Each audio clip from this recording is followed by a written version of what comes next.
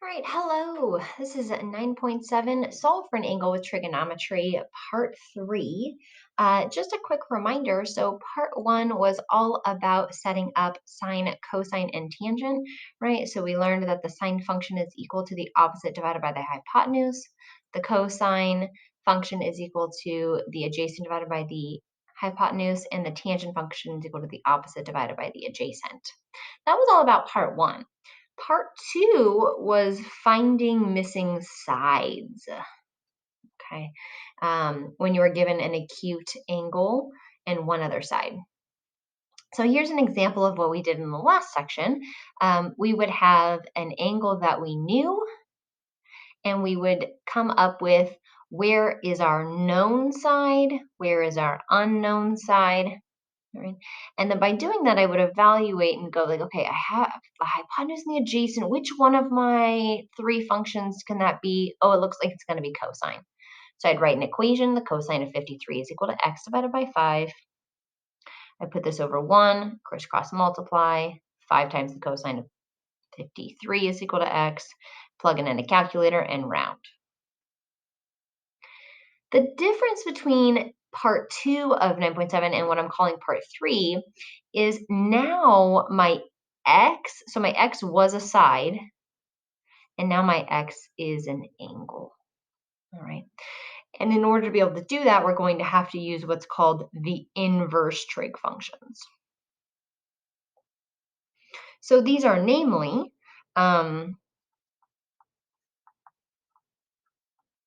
the inverse of sine is sine inverse. And this is written with sine to the -1 power. So if we go back, remember that f of x is a function, and f to the -1 of x is the inverse function.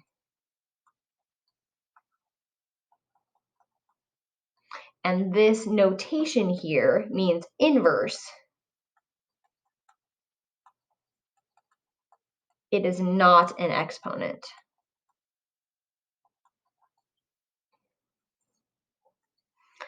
So if the inverse of sine is sine inverse, similarly, the inverse of cosine is cosine inverse.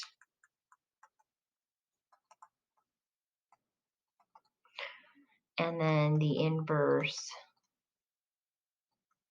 of tangent is tangent inverse. If you want the inverse of sine, you will always use sine inverse.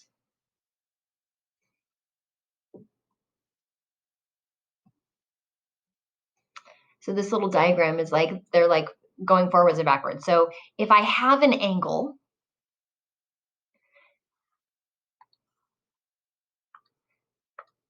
then I will use sine to get the opposite and the hypotenuse.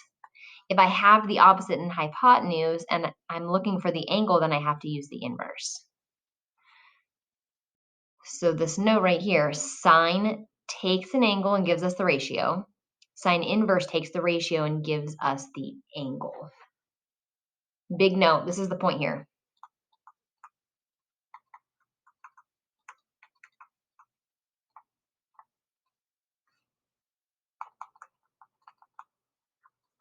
If you are looking for an angle, you need to use the inverse. We use trig inverses to find angles. That's the point here. You may remember in part 2 that we used this right here as kind of like our checkpoint, right? Take your calculator, plug in the sine of 30, make sure you get 0.5. If you didn't get 0.5, you either plugged it in wrong or you're in the wrong mode. So let's do the same thing for this one. I'm going to go to my calculator and I'm going to plug in the sine inverse of 0.5. Let me show you where that is. All right, Desmos, here you go. In Desmos, you have this little keyboard down here, which sits in the bottom left-hand corner. And if you push it, then it'll kind of come up and come up with these options. The easiest way to get the inverse function is to use the functions button and hit sine inverse. Sine inverse of 0.5 should give me 30 degrees. That's not 30 degrees. Oh man, what did I do wrong? Oh wait, did I change my mode? No, I didn't. So this is my check, right? I always do it first when I'm starting my problems to make sure I don't do an entire worksheet or an entire test wrong. I just check, is the sine inverse of 0.5 30? Yes. Good. I'm in degrees. I need to be in degrees, so whatever you're using. Now I can use my function button. I could also type it in. So I could type SIN. To put this above, right, I would use the little exponent, so shift 6. Type in a -1. Then I have to cursor to the right to get out of there. And I can type in 0.5. You can do it either way. I think using the function button is easier. Now, I don't have a camera up right now, so I can't show you live, but I've got a picture here. This is, and this is just an example. I know a lot of people have different kinds of calculators, but this could be helpful for you and your calculator, especially if you have anything that's a TI, a Texas Instrument. So you'll see that the sine, cosine, and tangent buttons are down here, all right? And the sine inverse, cosine inverse, and tangent inverse buttons are written above them. Those functions are written above them. And it looks very similar on my graphing calculator as well as my scientific calculator that are by the same company. If you have like something by Sharp or Casio, it might look a little different. So you might have to dig around for it or Google where they're at. So to operate this sine inverse, I would first hit the second button and then sine, and it would pop up sine inverse. Right? Or similar for like cosine, it would hit second and then cosine, and it would pop up cosine inverse. So there's a tip for you.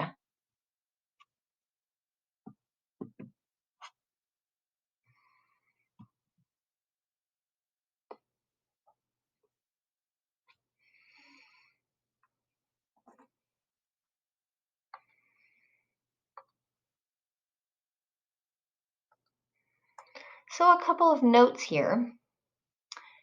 Sine inverse of y is also called arcsine of y. Now, that's a pretty old school way of naming it, but I need you to know that they're the same thing in case you are referencing maybe another practice video or a worksheet or a textbook or another resource. I want you to know that those are the same thing. They're the same exact function. Sine with a little -1 is just like the newer way to write it. We moved away from writing arcsine some decades ago. All right. So just plugging in some things with the scientific or graphing calculator or using Desmos, we're going to evaluate the following. Now we already did the sine inverse of 0.5 and we got 30 degrees. So let's go through and do the cosine inverse of 0.5. I'm going to use Desmos.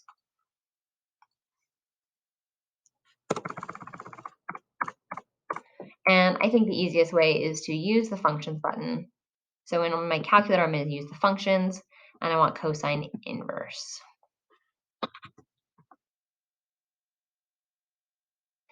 And I get a nice number of 60 degrees.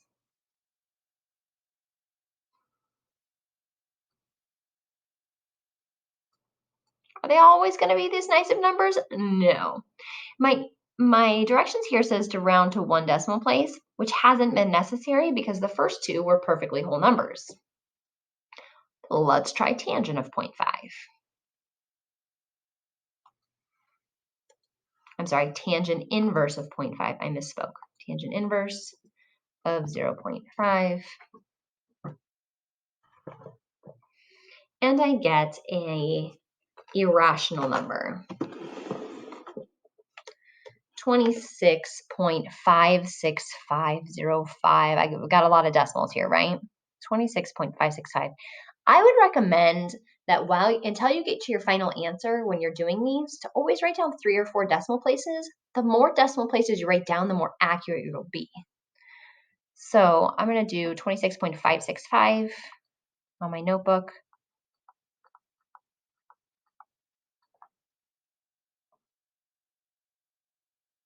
And when I round to the nearest tenth, remember I have to look at I want 1 decimal place. I'm going to look at the second decimal place. 6 is 5 or larger, so this is going to round me up to 26.6 degrees.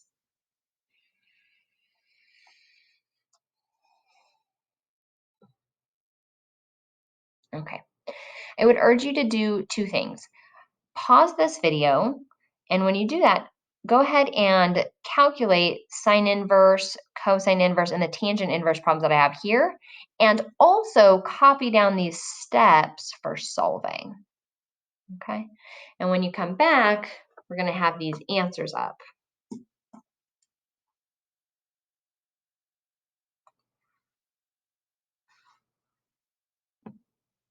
Okay, so I plugged my values in here into Desmos, and they all came out as irrational numbers. I've already copied them onto my notebook. I just haven't done the rounding part yet. So the sine inverse of 0.27, when I round, I'm going to get 15.7 degrees. On the next one, 33.901, when I round, I'm going to get 33.9 degrees. And for the final one, tangent inverse of 2.1, I would get 64.5 degrees. Now, again, this example asked me to round to 1 decimal place. That might be the case for the problem, or it might ask you to round to the nearest whole decimal place like it does or the whole number like it does in the next type of problem. So when you're doing your problems, make sure you read the directions for each one to make sure that you're rounding appropriately, because they might switch off.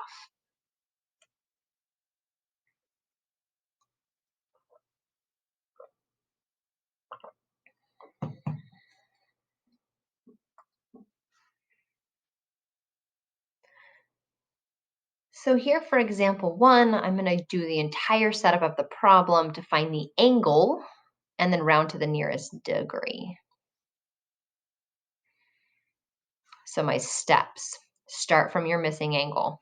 Here's my missing angle. If it makes you feel good to put a theta there, you can. You totally don't have to because you've already got an x. Identify where your known sides are. So this time I have 2 numbers on my sides because my unknown is the angle. This should start feeling easier now, right? So the 14, where's the 14 located? It's across from the right angle. We call that the hypotenuse. 12, is it opposite or adjacent? This is opposite.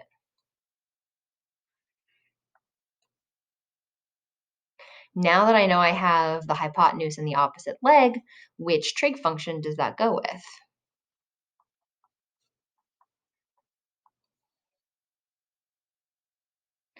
Opposite and hypotenuse and opposite. Let's see. That's going to be the sine function. So I set up the sine function very similarly to how we've been doing all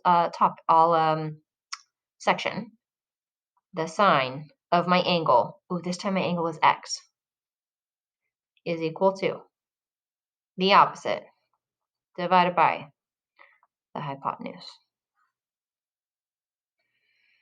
Not really anything new yet. But here comes the new part. In the last section, my variable was in my fraction over here, either on top or on bottom, like the 12 or the 14. Now my variable is inside that operation. And I can't just like split it up all willy-nilly. The only way I can get x out of the sign is to use the inverse sign. So this is what this looks like. I'm going to take the sine inverse of the ratio.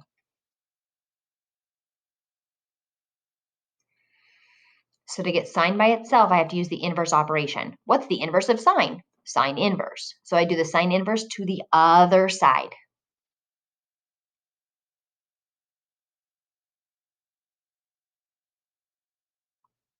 And now I'm going to go plug that in the calculator. Sine inverse of 12 divided by 14.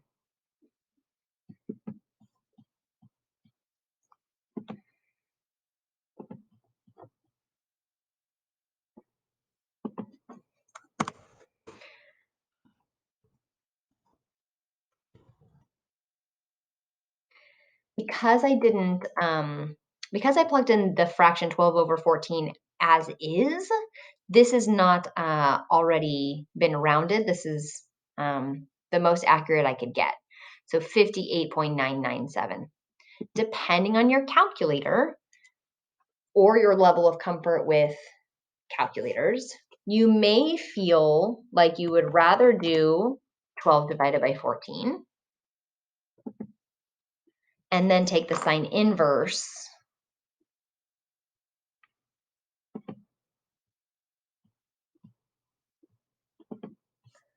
of the decimal.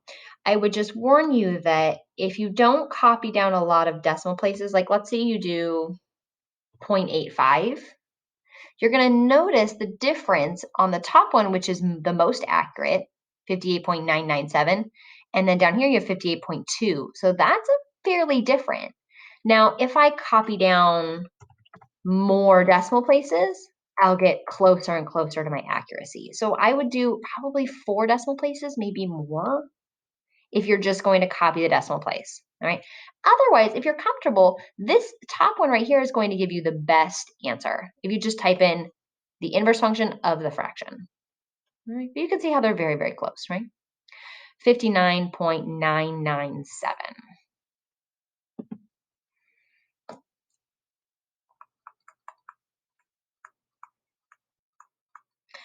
A lot of the rounding errors will be taken away because it won't have you round to a lot of decimal places here. The nearest degree, for example, that's pretty clearly just going to be 60. Ooh, I think I copied this down wrong. Hold, please. 58.997. I did copy down wrong.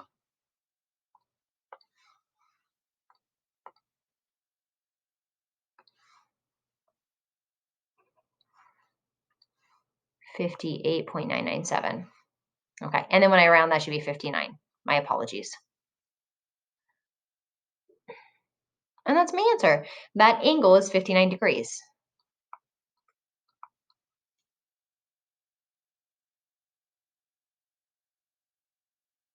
Cool. Let's do some more.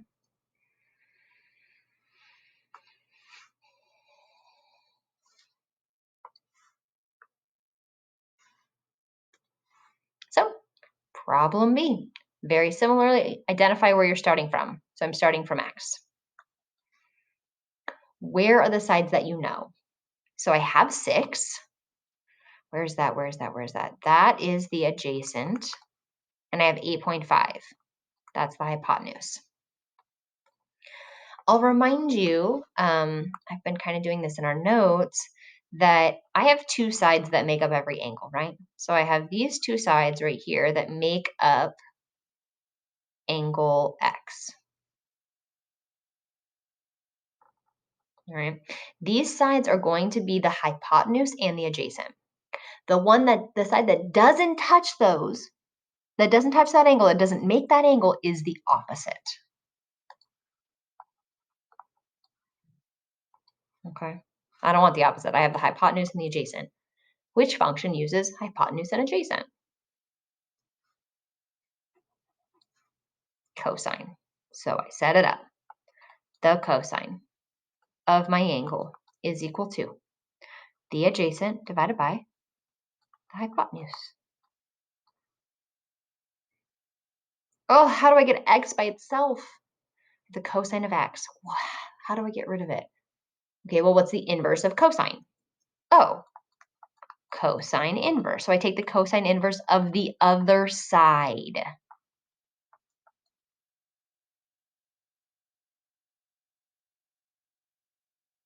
And then I'm going to plug that in my calculator. Cosine inverse of 6 divided by 8.5.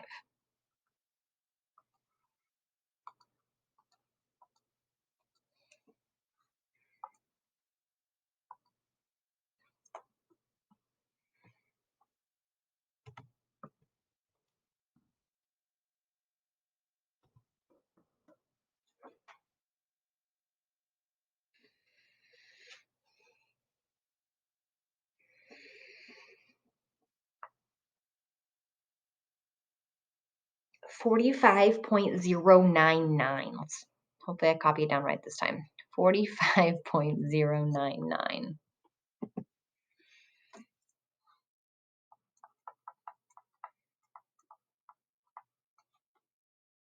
When I round to the nearest degree, that's just going to become 45.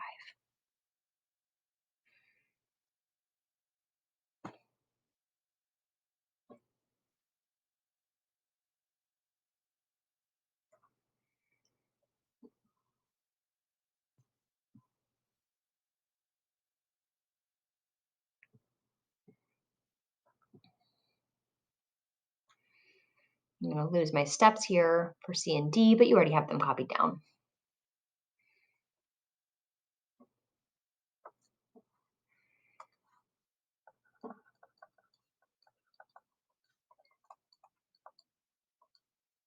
All right, so we continue.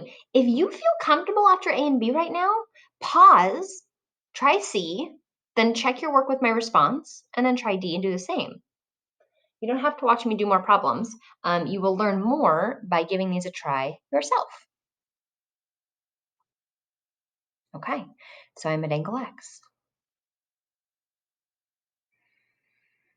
13.1 is the opposite. 56.8 is the adjacent. What's the one I'm missing? Oh, it's the hypotenuse. Okay. Which one doesn't use hypotenuse? Tangent.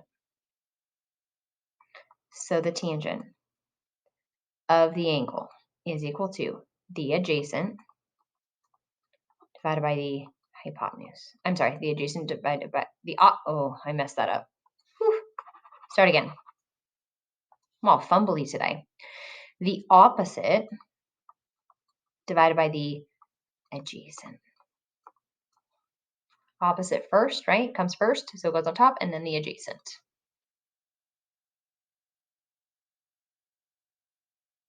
Plug that in. Make sure you can find X.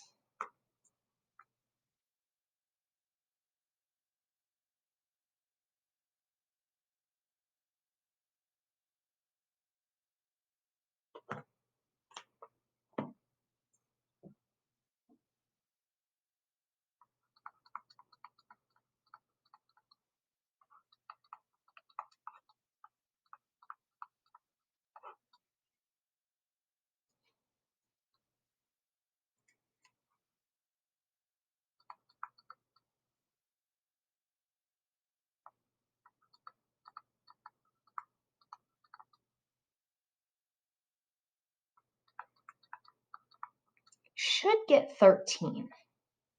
So tangent inverse. We go back over to Desmos, tangent inverse of 13.1 divided by 56.8, which is quite a bit bigger. Will give me a small angle.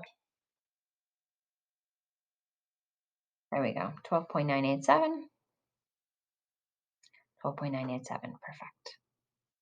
All right, now I urge you, I dare you, pause this video and do D on your own. Then come back and check your work. All right, pause it now so you don't see the answer.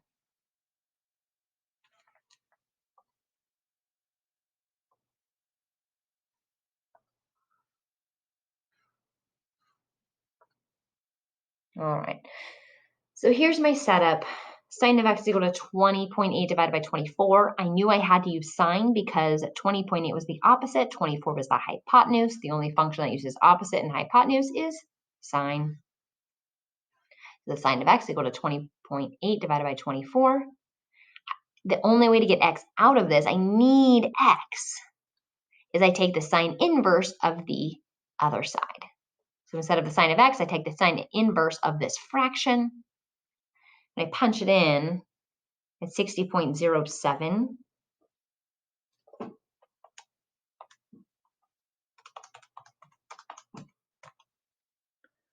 3, 5, and some more things. And then that rounds to 60. All right, that does it for 9-7. It took us 3 sections of notes, but we did it. I hope it makes sense. Awesome. All right, guys. Thank you for tuning in.